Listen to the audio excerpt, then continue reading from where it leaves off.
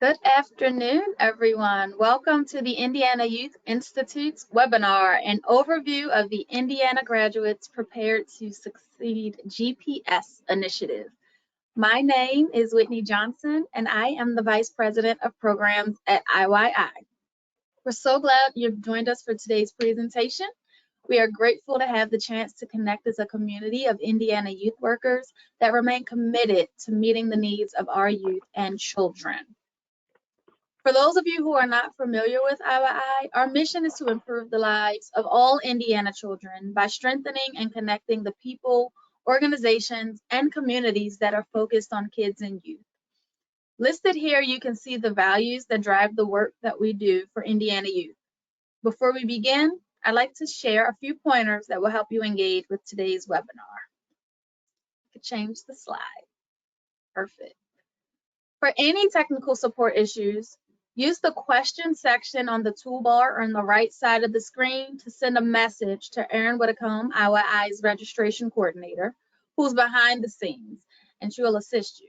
If you cannot see the toolbar, click on the orange arrow. We also encourage you to ask questions, so please use the question section for any that you have, and we will get to as many questions as possible at the end of the session. You will notice that on your control screen toolbar, you can download a copy of today's PowerPoint as well as other resources provided by our data team. If you cannot see the toolbar, click on that orange arrow. Later today, you will receive an email with a link to complete an evaluation of this webinar. Please, please, please take a few minutes to let us know what you thought about today's presentation. And if you don't receive the evaluation email, check your junk as it may have been directed there. Once you complete the evaluation, you will be redirected to your certificate of participation. Like all of IYI's webinars, today's webinar will be posted on our website if you'd like to revisit a portion later or share the opportunity to listen in with partners. I would now like to introduce you to our speaker, Ron Sandlin. He taught elementary school and middle school in Indianapolis prior to joining the state of Indiana team in multiple education-related roles. As Senior Director of School Performance and Transformation, he is dedicated to providing the highest quality of innovative support to Indiana schools, teachers, and students and parents by proactively working with educators, policymakers, business leaders, and community-based organizations to achieve the mission of working together for student success.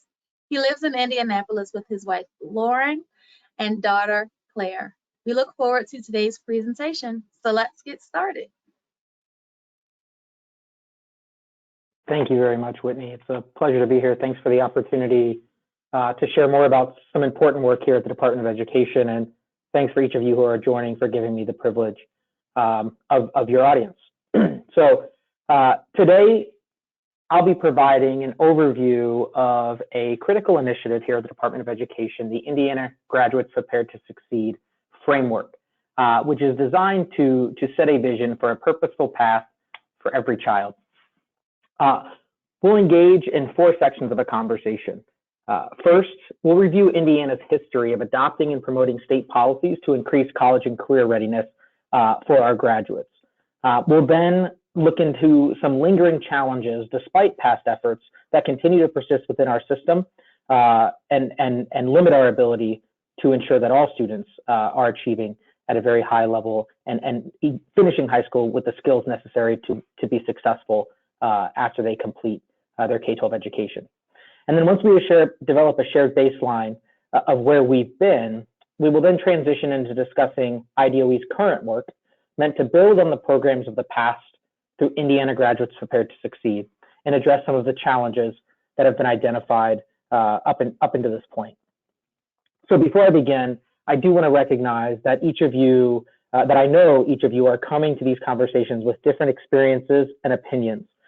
I did my best to focus the conversation on actual data as to avoid kind of my own judgment seeping into the conversation and allow each of you to then reflect on how your lived experience relates to the data that is informing state policy at the current date.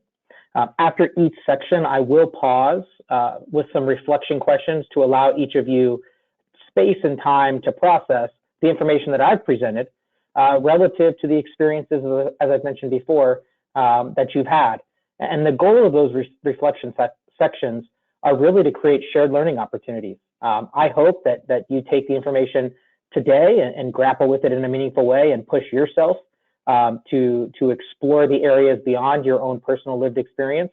But I also encourage you to point out those examples or those times when upon reflection you feel like the information or the perspectives of the state don't match your lived experience. And that's how we're both going to collectively move forward and get to a day where we're driving positive change for Indiana Hoosiers. So with that, let's dive into the first section, which is really going to focus on Indiana's recent journey with career pathways and student success. So in 2011, as many of you may know, Indiana adopted for the first time an A to F accountability system. The foundation of that system were three core goals, often referred to as 90-25-90. While proficiency and graduation are more traditional metrics of student success, what set the A to F accountability metric apart from previous attempts at school accountability was the College and Career Readiness Indicator. It was a novel approach to an attempt to increase the number of students participating in high quality, rigorous coursework while they're still in high school. Specifically, the state defined that as a student is college and career ready if they complete 3 dual credits, pass 1 AP test, or pass 1 IB test. And the state has seen results. Data from CHE reveal an increase both in AP completion as well as dual credit completion. IB, or International Baccalaureate data, was not readily available for this presentation. And as you can see illustrated on the screen, the greatest increase happened in the dual credit space. And as I mentioned, this began in 2011. So while CHE's graphs only go back to 2014 in the most recent publication, we started at 39% in 2012. So if you think 39% as your baseline for dual credit and 16% as your baseline for AP, successful AP completion, you can see the progress that has been made over the past several years. In addition to increasing the number of students who are completing either dual credit or AP, the state increased the number of credits earned by each student. As you can see in 2014, the average dual credit earner was earning about 9.9 credits. And then by 2018, that number was up to 13.5 credits. And finally, we saw improvements across the board, not only for white students, but for historically marginalized and underserved students as well. It is important to note that gaps still persist in outcomes. So while we have seen progress made for all students, whether that's income, race, or ethnicity, we do have to recognize that access and opportunity is still not at the point where we have defensible outcomes across these student groups. So I want to pause briefly here for some reflection. And many of you might be aware of the graduation pathways as well, which is a more recent policy. But for the sake of time, I didn't dig into graduation pathways as much as I wanted to dig in because they're not really fully implemented yet. Those students that are completing graduation pathways at this point are opting in to the program. And so our data on graduation pathways is very limited. So I really stuck to those 90-25-90 goals, specifically the 25% college and career readiness goal from 2011. So depending on when you started your journey in education, you'll have an entry point that's different than maybe anyone else. But take a second to reflect on these questions on your screen and feel free to type in any responses into the chat. Are you feeling this progress in your schools? Has this focus on college and career readiness had a positive impact on K-12 education? If so, how? If not, what has been the consequence? How has this benefited students? And how can we build upon this focus to more effectively serve students moving forward? And I'll also add, if you just have any general questions, feel free to add those as well, and we can make sure to get to those right now. And Whitney will narrate any comments that you share, but I'll give you about 30 seconds to a minute to just process.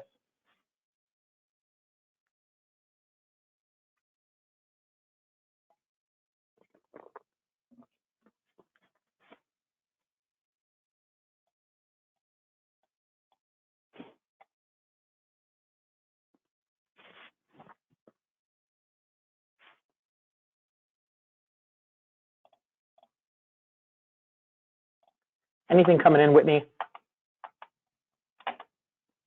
Yes, I just received. Will you please define pass AP test scores? Is that 3+?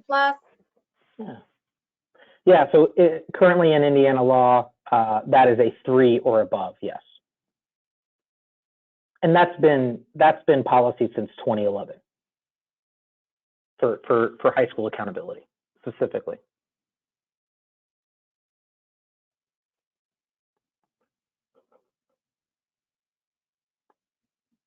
Great. So, as illustrated by the data, really emphasizing college and career readiness for high school students in the state of Indiana had a measurable impact on their outcomes. That being said, challenges still persist within the system. There's something that is referred to as the leaky talent pipeline, which is illustrative of barriers that exist not only within the K-12 system, but after the K-12 system or after graduation that inhibit students that aspire to go on and complete high quality credentials from doing so. And the foundation of our work and our focus on college and career readiness is really illustrated by a recent study in Georgetown University. Their research found that the need for universal post-high school education is rooted in a global shift from an industrial economy to a knowledge economy. We're all experiencing this every single day. This is not a surprise to any of us. But what is startling is how much impact this is having on our workforce. The vast majority of jobs being created currently require education beyond high school, and the trends show no sign of abating. These data are pre-COVID. Initial studies, although robust studies such as this haven't come out yet, are showing that COVID has only accelerated this transition. But currently, only about half of working age Americans have credentials beyond a high school diploma.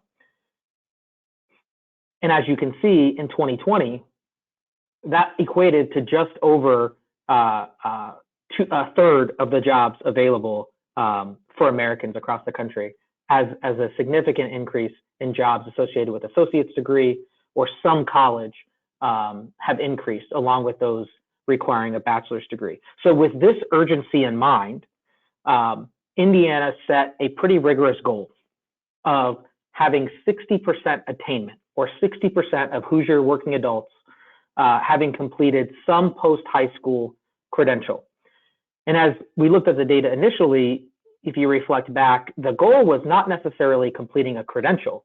It was just passing one AP test, or passing one IB test, or taking one dual credit class, taking and completing, excuse me. And those are inherently linked really to 4-year colleges.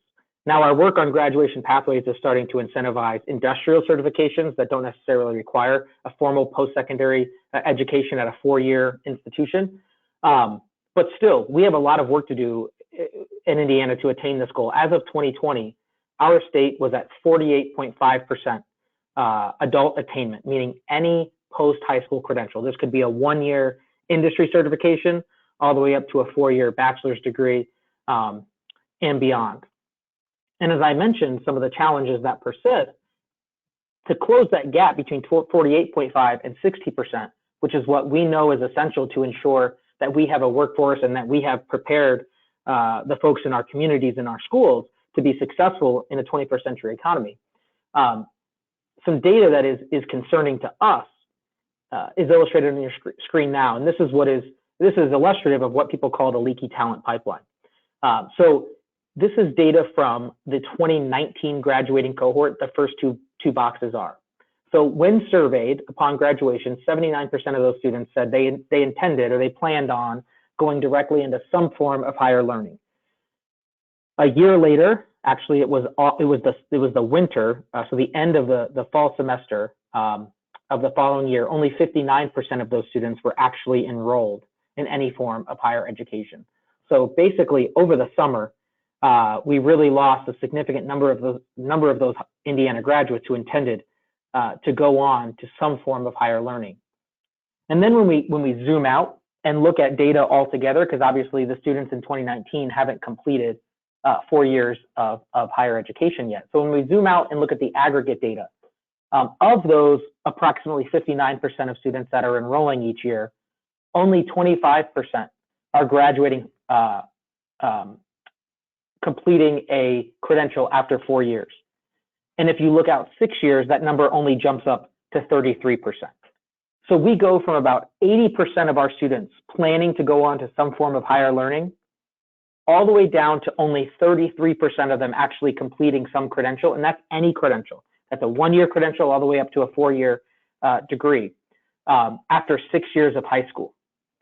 And so what this is showing us is if we don't have an intentional focus on either earning credentials in high school or putting kids on a clear path to completion, students are currently facing barriers in their life that are inhibiting them from pursuing the higher learning opportunities that they intend to pursue upon high school graduation. And this is what we're referring to as a leaky talent pipeline. So despite those increases in dual credit, despite the increases in AP, and although I don't have the data, what I would assume is increases in the participation of and passing of IB tests, we are not seeing that equate to significant increases in completion of post-secondary credentials. So another built-in break here as we explore kind of where Indiana has been. I would love to hear from you, your reflections. Have you seen in your work K-12 respond to that 60% post-secondary attainment goal at all? Do you think it's something that drives your work? What do you think are the barriers that are contributing to this, quote, leaky talent pipeline, that we have students who intend to go to higher education upon graduation, but for some reason either never make it there, or if they do make it there, fail to complete? And lastly, what can Indiana do to reduce barriers and support more students to complete a rigorous, high-quality post-secondary credential? So again, I'll pause here and feel free to just put in general questions as well.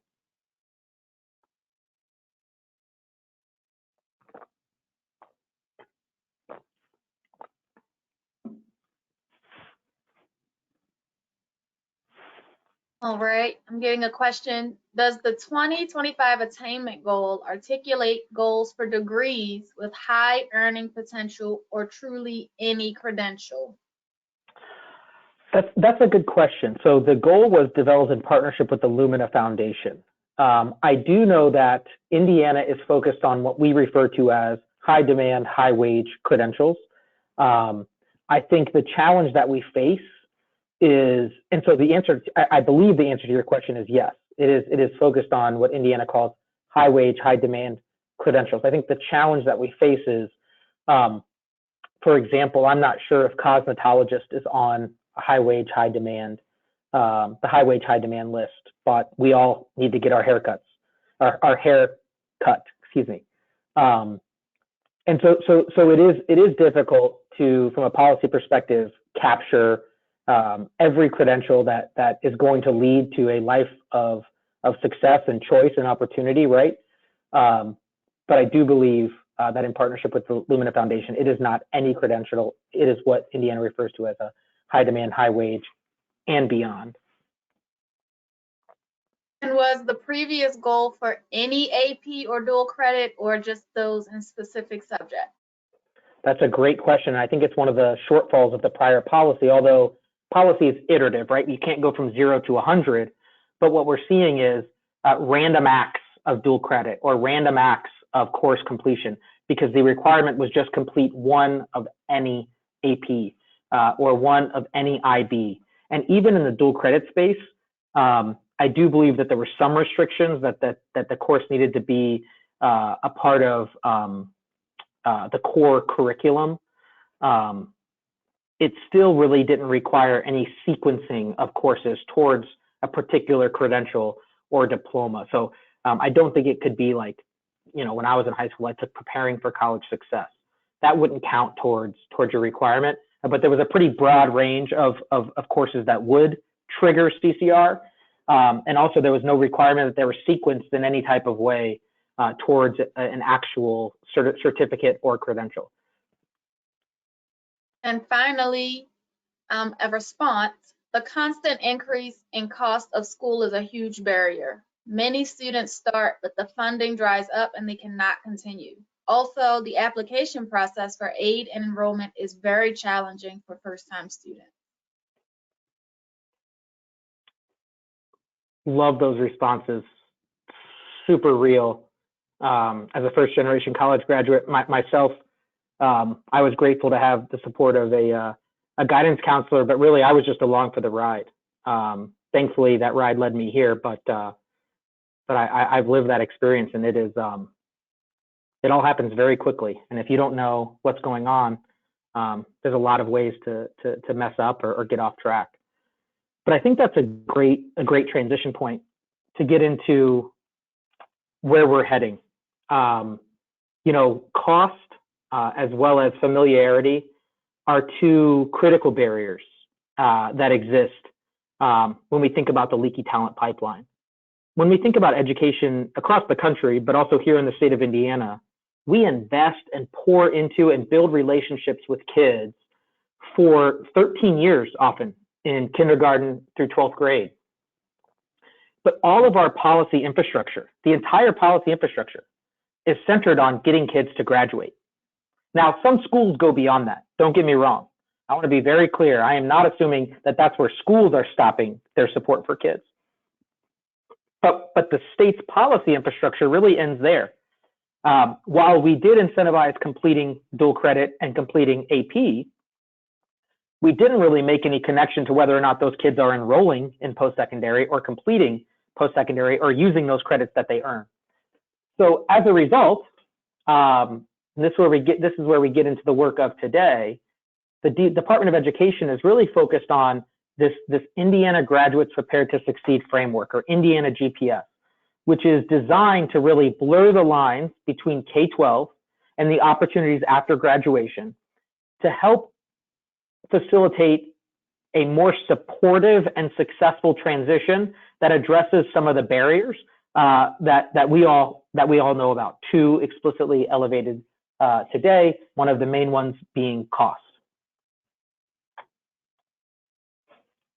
And as we thought about this new policy and thinking about it through the lens of school accountability or school performance, we really thought about, let's begin with the end in mind. Is a high school diploma the right target for our state's policy for K-12 education? And looking back on the data that I showed you before, I think the answer is unequivocally no. We have got to rekindle and recalibrate our K-12 system so that students are completing high school with a diploma plus. And whether that's a diploma plus a credential or a diploma plus meaningful progress towards a credential and a clear plan for completion, both of which are successful because our high schools are high schools. They're not community colleges. We have community colleges for a reason, and we have four-year colleges for a reason, and we have industry certifications that can be completed in non-traditional learning environments for a reason, right? So the goal is not that every kid completes with a credential, but they must complete high school with progress towards a credential and a clear plan for completion. That way they don't get caught up in that leaky talent pipeline. And we also thought critically about what are the skills, in addition to the test score, what are the skills that we want to start intentionally cultivating within students to help them overcome the barriers in the leaky talent pipeline. That's another assumption, and I'll be clear that we're making, is that our current education system, as a result of state policy, really narrows the focus. And kids are so much more than just one test score. Tests are important, don't get me wrong, and we should strive at increasing the academic mastery of all of our students. But we shouldn't do that at the expense of cultivating really important life skills that without serve as a barrier to post-secondary success. Time management, collaboration. When students leave our high schools and enter that higher education world, whether that's in a formal four-year institution or a two-year state college, two-year community college, whatever the environment, there's a lot of skills that students need. And our K-12 system should be developing those, and our state policy should enhance and support those schools in doing so. Next, we're focused on being hyper intentional, knowing that this process of completing a credential, while technically and formally might begin in the high school space, the cultivation and the development of skills and the development of identity of an individual really begin earlier. And so while we don't want to be locking kids into a certain job while they're in 5th grade, we do want students exploring what they're just naturally good at and or interested in, or if there's areas that they want to get better in, helping them understand how to do that and supporting them with those skills.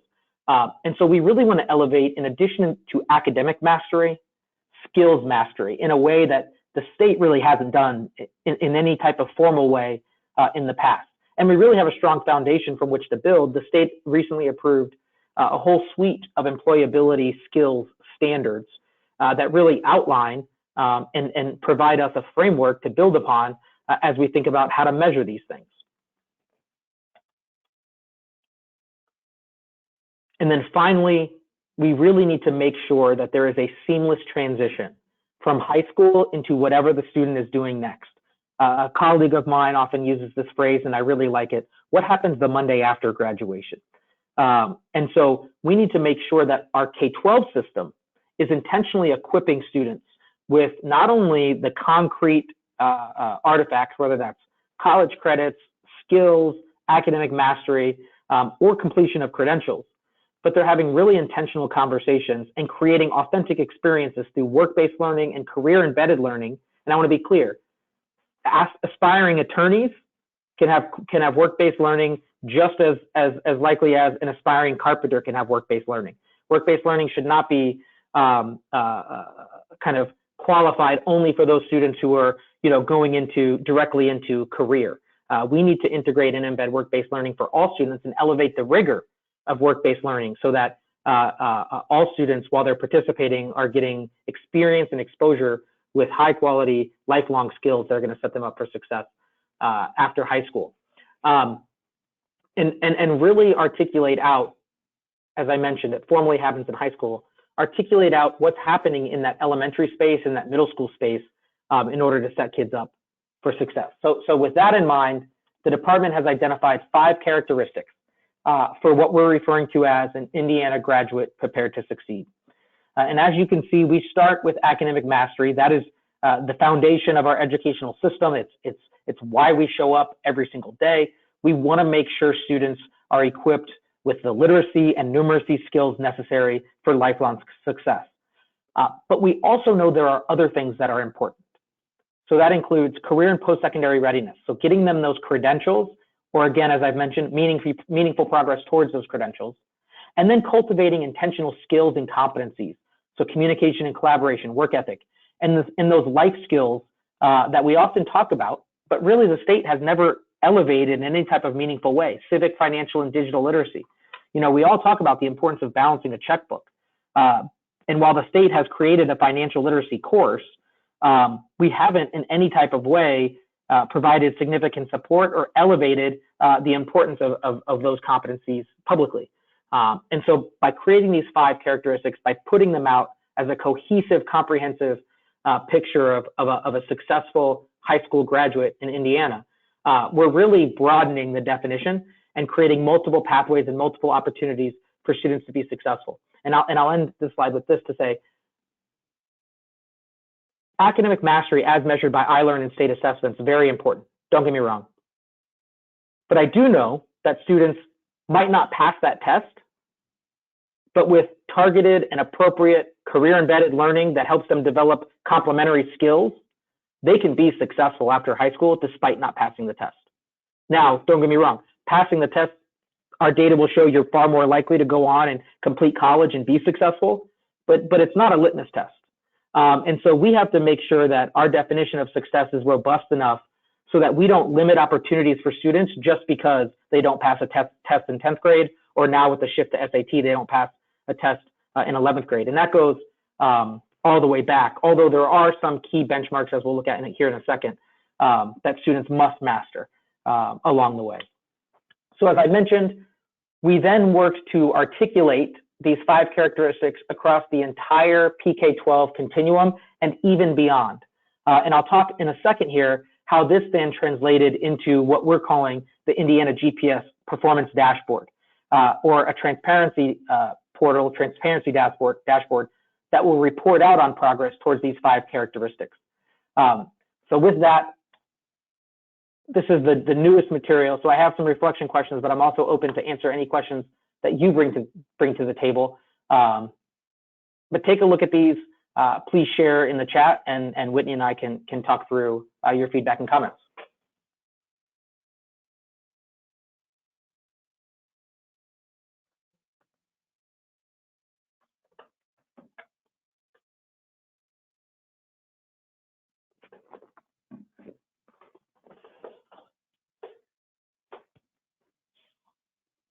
None so far, Ron.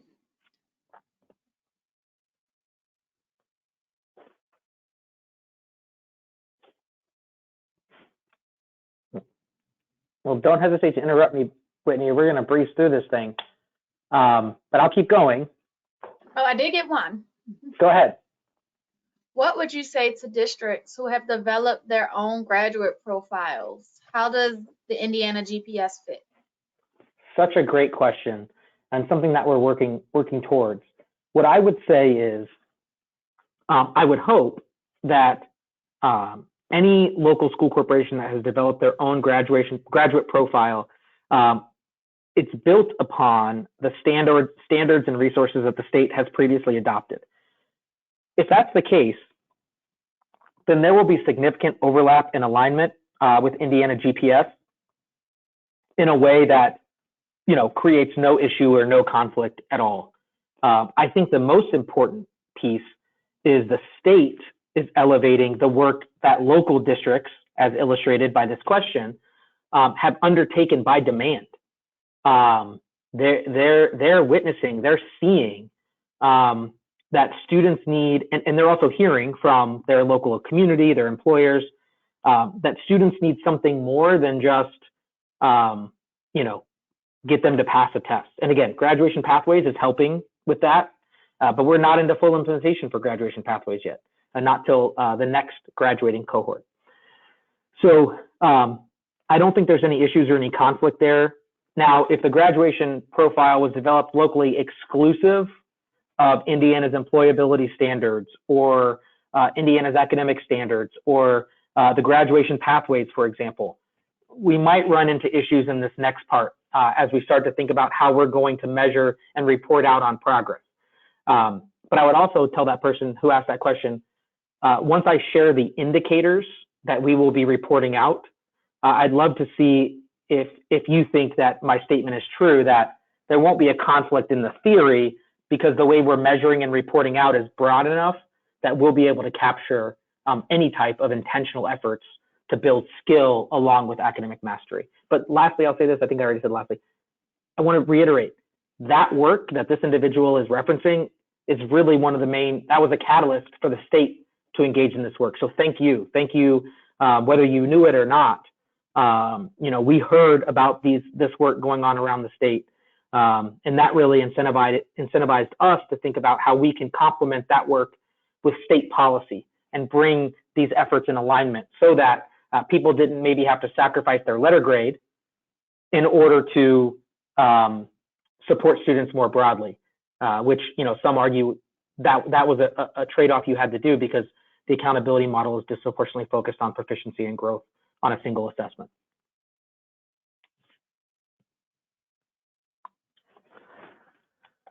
So I'm going to keep going, Whitney, but please feel free to interrupt. So we've set the vision with Indiana GPS, the 5 characteristics, setting a more broad, comprehensive vision of success for students in the state of Indiana, elevating the fact that there's multiple pathways to post-secondary success. And when I say post-secondary, I want to be clear, I'm just talking about after high school, not necessarily college or higher education, just after high school, whether that's going straight into the career, going into enlisted service, or enrolling in a higher education institution. So we've set the vision, and now we're building out actively a school performance dashboard meant to complement this vision and share information that activates communities. So the main goal of the dashboard is to complement Indiana GPS and clearly communicate student success on benchmarks and metrics, to activate, and this is important, to activate assets within K-12, but also throughout the community. One of the assumptions that we're making is that our current accountability model really judges for the community. It says the Department of Education and the State Board of Education has looked at the data and this school is in X, right? We summarize all of the information into a single, digestible, very transparent letter grade. The vision here is that we actually just share the information that we think is important and let the community decide what needs to be enhanced and what needs to be worked on and how they can support the school. And by stopping short of making a judgment for the community, we're hoping that the community then is activated and starts to get involved and starts to dig into the information in ways that they may not have in the past. So as I mentioned, the data shared earlier in the presentation illustrate how K-12 has already successfully responded to this increased pressure and increased emphasis on college and career readiness. And it is critical that through our state's policy, we are intentional and strategic about bringing other assets and resources into the equation. Our schools cannot do it all by themselves, and they've already been asked to do a significant amount. And that is why IDOE is focused on creating a dashboard that's accessible not just to technical educators, but to all community members that helps tell a story to the consumer. And so what you're looking at on the screen here, I will admit it's stolen from another resource, but it's illustrative of the way that we want to share information with the community so that they can see areas, key benchmarks along the way. I mentioned earlier, early grade reading. That is one of those benchmark academic touch points that we need to ensure that is being emphasized. Excuse me. So passing iLearn every single year might not be, set a kid up for sure failure in lifelong success or lack thereof. Not being able to read by the end of third grade does. The data is clear. We need to make sure that our third graders, and if not our third graders, shortly after they get remediation and intentional support so that they're completing elementary school reading at or above grade level, or at least more students are, because that is a critical benchmark. But as you can see here, this is not really a traditional dashboard. This is more of a, as I mentioned, a storytelling tool. And again, the goal is to be able to leverage this to engage people outside of K-12. And so I hope kind of looking at this gives you the feel of what we're going for. And this is the landing page. There will be additional information on the dashboard that people would call more traditional approaches to illustrating data. But the first thing the consumer is going to see, which is the average person, is going to be something that's illustrated like this, very approachable and meant to tell a story, not necessarily to pass judgment or indict a particular school or school corporation. So as we move forward in developing the dashboard, I'm going to share next some indicators. We're going to create some clear state goals and expectations. We are going to redefine 90-25-90. What are our aspirational goals moving forward as we launch Indiana GPS? And then we're going to report out along the way. What are those key benchmarks throughout the PK-12 and beyond system that are going to inform and influence action locally and activate people within and outside of K-12 education to create a robust support system that blurs the lines, I'm using all the buzzwords here, blurs the lines between PK-12 and post-secondary and ensures that all students complete high school either having finished and earned a high-quality credential or well on their way and with a clear plan for completion shortly after graduation. And our vision is that in doing so, we will be able to restructure and revise the educational opportunities and lead to more high-quality post-secondary outcomes and achieve our goal of 60% attainment. So what you're looking at right now are those key benchmarks in the K-8 space. And so going back to the question before, if we've already developed a profile, what is your recommendation?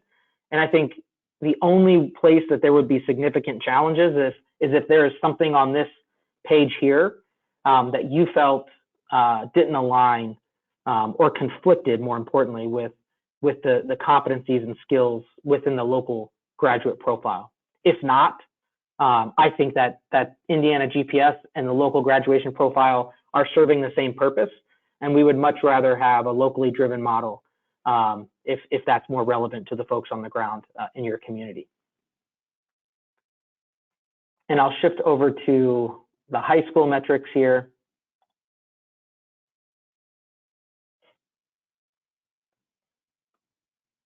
And again, one question I usually get when we share these indicators, as you can see, were approved back in December by the board is, well, how much weight will each indicator get?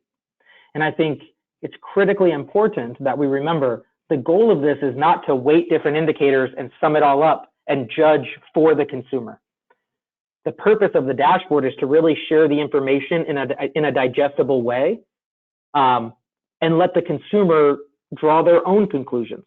Let the consumer identify where they want to lean in and where they think they can support. I'll scroll back briefly to highlight a couple indicators that were really touchy here. The first one being kindergarten readiness.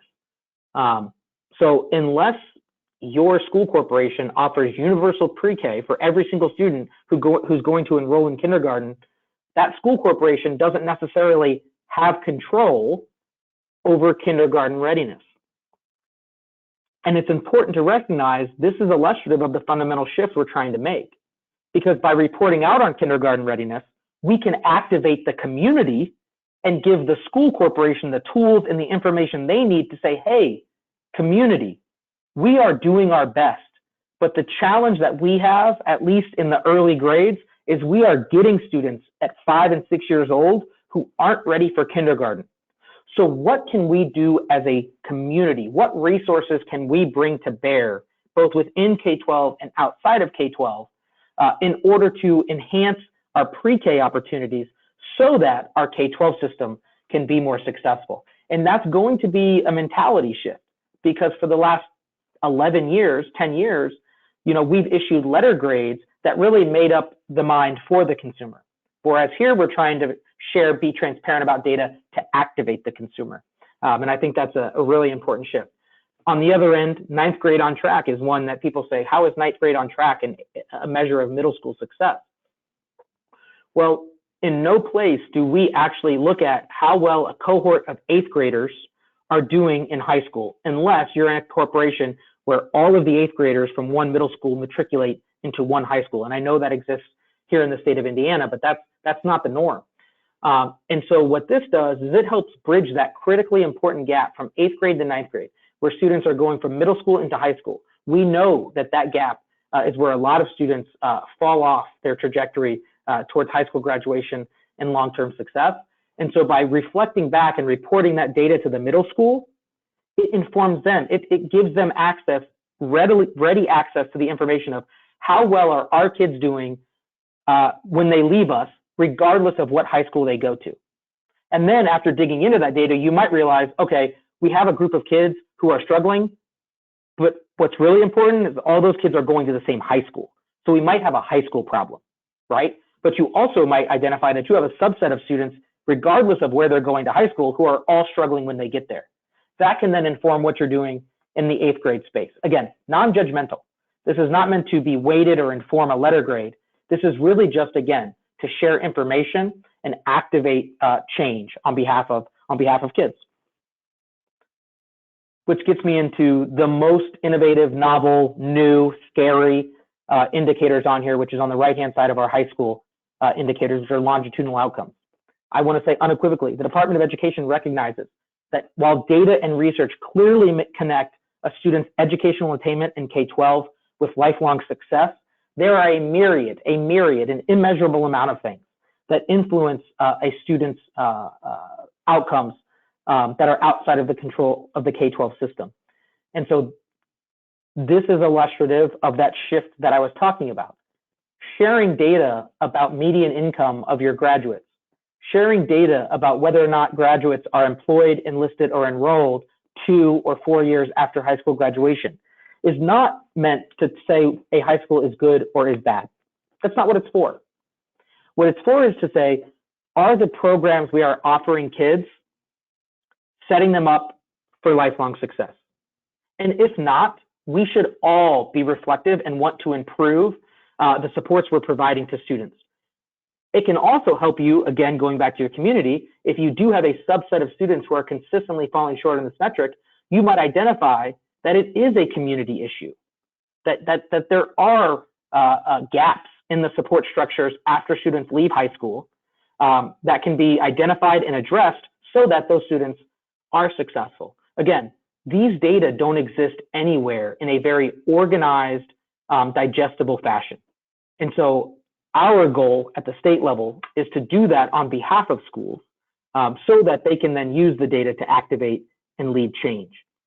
And because there's a lot of indicators up here, I want to also reiterate the point that we have all of these data already.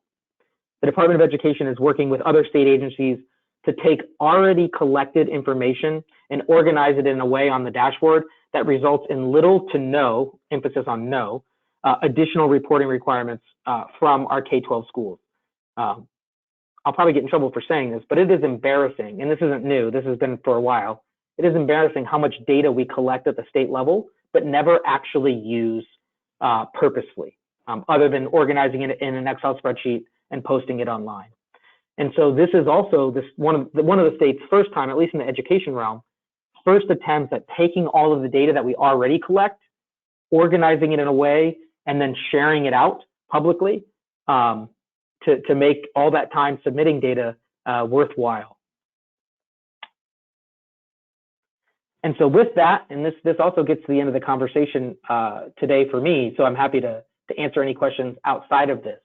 But I'd love to hear kind of, I mean, this is really just like, what are you excited about? What do you see coming out of this? You know, what can you do where you currently sit and in your current role to promote and enhance the post-secondary success of your students or students in your community? And what do we need to be aware of? You know, from the state's perspective, we're not on the ground. And so if you're listening to this in your head, you're going, oh man, it seems like they're really missing this critical component that could derail this whole thing. Elevate that as well. And feel free to use the chat. Again, as I mentioned, I'm hoping these are shared learning opportunities. So I'm looking to learn from you as much as you are, hopefully, from me in the presentation today. So I'll pause here and give you a second to process. And any questions too are welcome.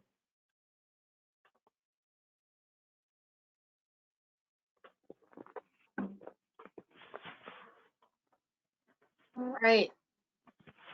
Thank you for recognizing that point about data. Excited for assistance with data that follows students. This is hard for school corporations to wrap their heads around collecting. Yes, and I want to emphasize it's and I'll just tell you, if a student is employed, their employer is submitting tax records to the state of Indiana. If a student is enrolled in higher education in the state of Indiana, now a public school, private schools, we have to go through the clearinghouse, and that data is a little more touchy. We have that data. We know that they're enrolled, and we know if they're enrolled full time. And so you're absolutely correct. Tracking all of that information down for your graduating cohort is almost impossible for an individual high school, next to impossible for a district. But at the state level, we have the capacity. And it's truly a privilege. I say this all the time. It's truly a privilege to have the resources that we have, access to the data, and most importantly, the time to figure out ways to make these data talk to each other and then provide it back to you so you can take action. And so, again, I reiterate, no additional reporting requirements at this time, and we hope to keep that the same as we go forward.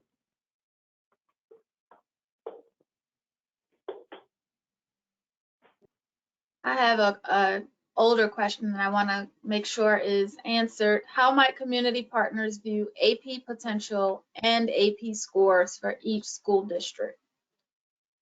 How can you get those data? Is that Yes. the question? Where do they find it? AP completion and participation at the high school level can be found at the Department of Education's website. And if you give me a second, I can show you. You want to go? Is there another question that we can get to as I'm pulling this up? Not right now. Okay. So let me, since we're here, if you're at the Department of Education's website, there is a data and information technology section. And I do believe that underneath data center and reports, and this is, as I mentioned, we just take a lot of information and put it in online as Excel spreadsheets. I do believe that there is an advanced placement section here. So underneath graduation and college and career readiness, we have reports on AP scores. And so again, that's just going to download an Excel spreadsheet that you're going to have to navigate, filter through, and figure out. Again, one of the main goals of Indiana GPS is that we'll do that for you and give you a more accessible way to interact with and investigate those data. But for now, that is where you can find that information. And our website is just in.gov/DOE.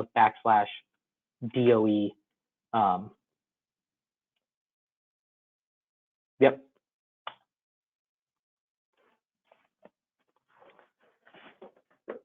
All right, I'm not seeing any additional questions, so Great. we can transition on. Go ahead. Yeah, if I could just say one last thing, Whitney, and I would Sure. say, for this to matter, we all have to play a part. It's one of the challenges of state policy. And so thank you so much for taking the time to hear the overview today. Whitney, please feel free to share my information as well with all the folks on the call.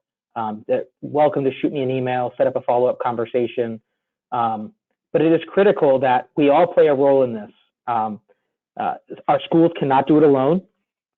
And this information is going to be accessible to everyone. So I encourage each of you to think about how you can play and contribute to the cultivation of a more supportive, a more robust, more authentic educational experience for our students that sets them on a pathway for success. So thank you very, very much. And then I'll click to the next one, Whitney, and kick it back to you. I did get another question. Is there a plan to share this vision and information with parents so they might understand GPS and the vision of our state? Love the question. So we have, up until this point, been sharing updates to the State Board of Education, which has really checked all the very technical boxes.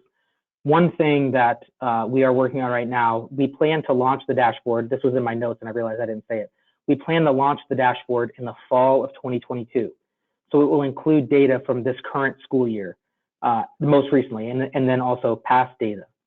As a part of that, we are looking to build out like a product launch, if you will, that includes intentional efforts to engage families, communities, parents and guardians, and introduce them to the tool, and then give them kind of expected ways. I think that's probably the wrong term, but because they can use it however they'd like, but more just say like, as a parent, this is how this tool can be helpful for you. You know what I mean? And we plan on partnering with local community organizations throughout the state as a part of that product launch to ensure that we transcend kind of the state bureaucrat, technocrat group who's been involved in the conversations. And then also simultaneously, I'll say, we've had small groups of parents informing this process all along. I know that is different than what you are asking, but I did just want to elevate that point. Awesome. Well, thank you so much, Ron, for helping us all to understand the technical aspect of the Indiana GPS. As a reminder, a copy of the presentation PowerPoint can be found in the toolbar on the right of your screen to be downloaded. As we conclude, I want to also thank our attendees who joined us today. We appreciate your impact and value your voice and the choice you made to learn and partner with IYI. Later today, you will receive an email with a link to complete an evaluation of this webinar. Please take a few minutes to let us know what you thought about today's presentation. And again, if you don't receive the email, check your junk as it may have been directed there. Once you complete the evaluation, you will be redirected to your certificate of completion. This slide that you're seeing now, please don't forget to sign up for our weekly newsletters or to receive the latest updates on youth issues in Indiana and information about upcoming programs and professional development. You could go to the next one. Don't forget to register for our March 9th webinar, Providing Culturally Competent Services to Diverse Youth. This webinar will provide state-of-the-art principles, techniques, and strategies for establishing credibility, expertise, and trustworthiness when working with culturally diverse youth. You can go right into OII the same way you registered for this one. Sorry. And finally, no, you're fine. Finally, don't forget to follow us on social media. And if you need to get in contact with the team, please use the email shown. You should have shared at this point Ron's emails if you have any additional questions. Again, thank you again so much, Ron. This concludes our presentation. And on behalf of Indiana's youth, thank you again for showing up today and every day for Indiana youth. Thanks, Whitney.